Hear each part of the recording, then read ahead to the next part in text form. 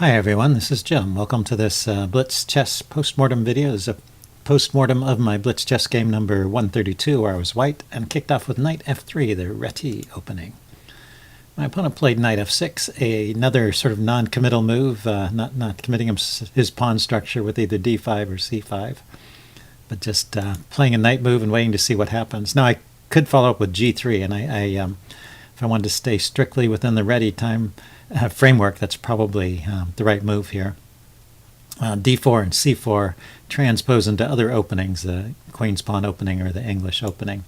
But I play g3 on the third move here. Let's see. His most common response here would be c5, would get into kind of a symmetrical English position after c5, or e6, or g6, which would also lead to kind of a symmetrical position. So after g3, I think we're back into Reti territory. Play bishop g2, and then he plays bishop e7. Not the main move here, but not... I guess it'd be better to complete development over here on the queen side and maybe put that bishop on g7. It's something to be considered at least. It's not clear that the bishop on e7 is doing anything particularly worthwhile there. There's no pin on this knight, for example, that he has to worry about. And his bishop on e7 is going to be hemmed in by these pawns. So, but the chess engine thinks this position is about even. Basically, white has been playing very quietly, and this allows black to pretty much equalize. So this is equal to slightly better for white through most of the opening.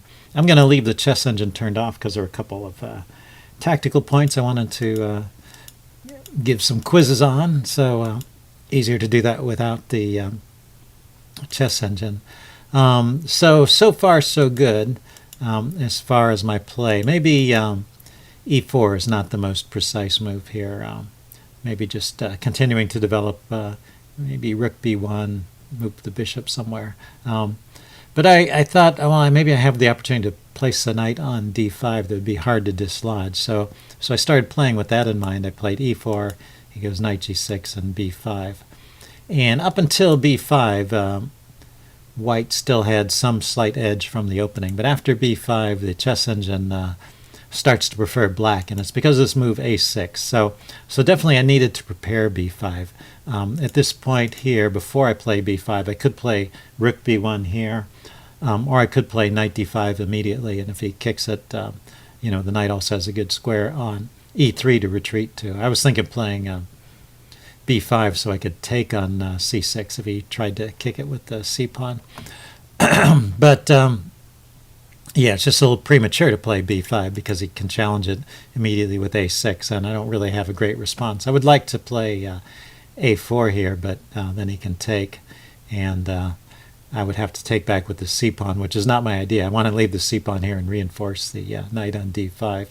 I can't take with the a-pawn because there's a pin on the a file. This rook here is unprotected, so that's why rook b1 would have been a move, or maybe even just moving this bishop.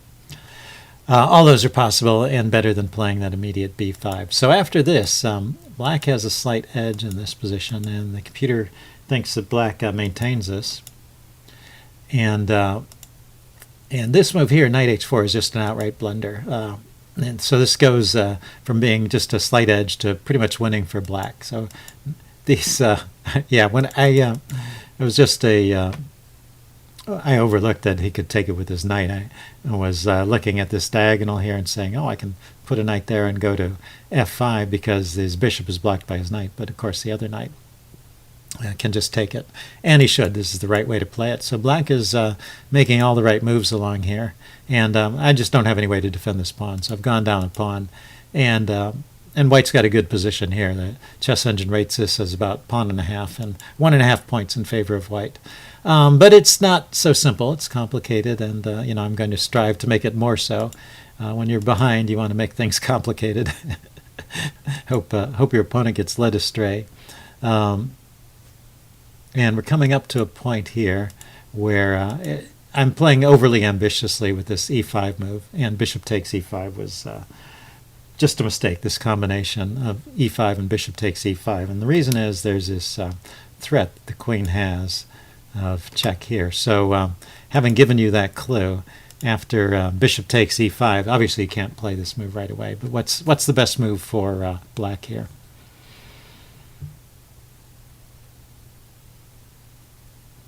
Okay, if you haven't got it, pause the video and think about it for a while. It's a pretty simple idea.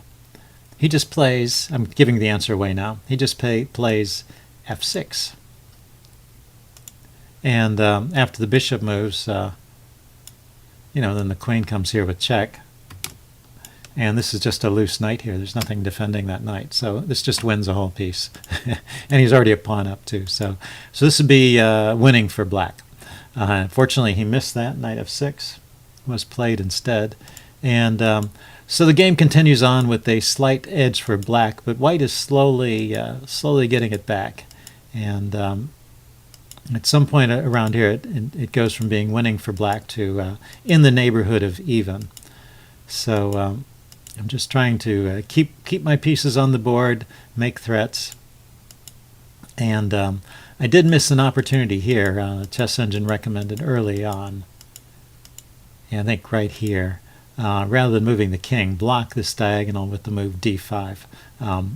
And that would have been a good move. So he gets this bishop on c5.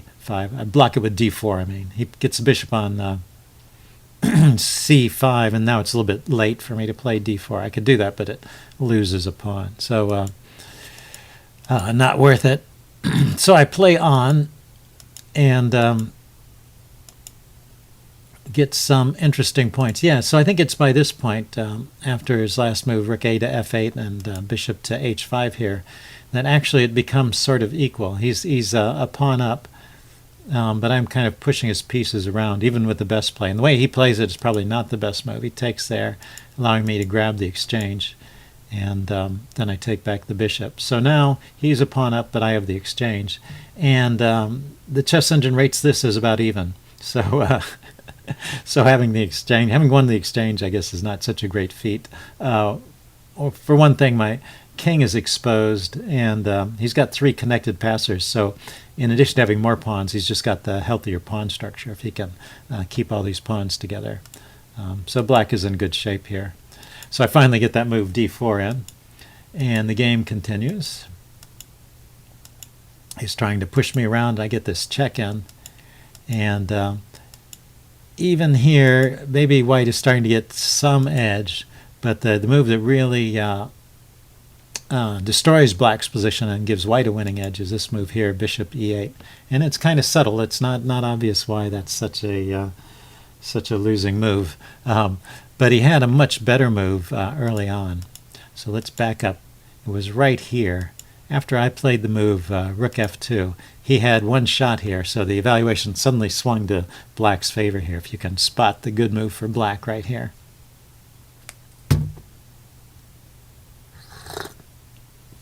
Okay, I'm going to give the answer away. Pause the video if you want to think about this some more. The answer is a very simple move, rook to e8. I didn't really consider this was possible because I have this battery on the e file, but the bishop is supporting the rook there. So, I have to move. I can't take. I have to move my queen out of the way, and then that just loses the rook back here. So I would play, queen takes f5, for example, then rook takes rook, and he's a piece up as well as, even on pawns, but a piece up. So definitely winning. Okay, so he missed that. But he was already in time trouble at this point. I think that's my saving grace. So a couple moves later, he plays queen h4.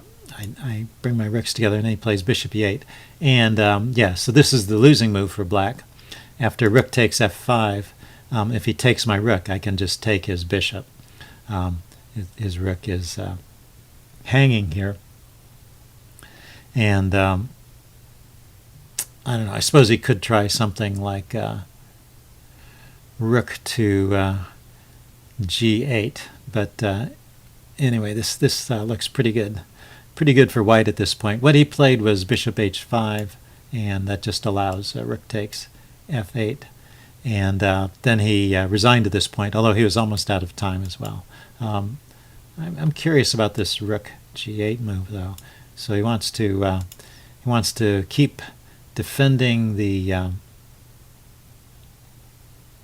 bishop. And if I try something like this, I have to make sure his queen doesn't have any checks. Yeah, this looks pretty strong. If he takes, then this check will also win the piece.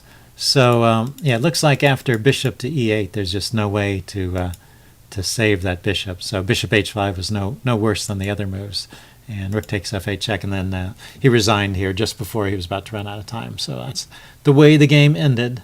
So hope you guys enjoyed that, and leave any comments you have in the section below, and I'll see you again later. Bye.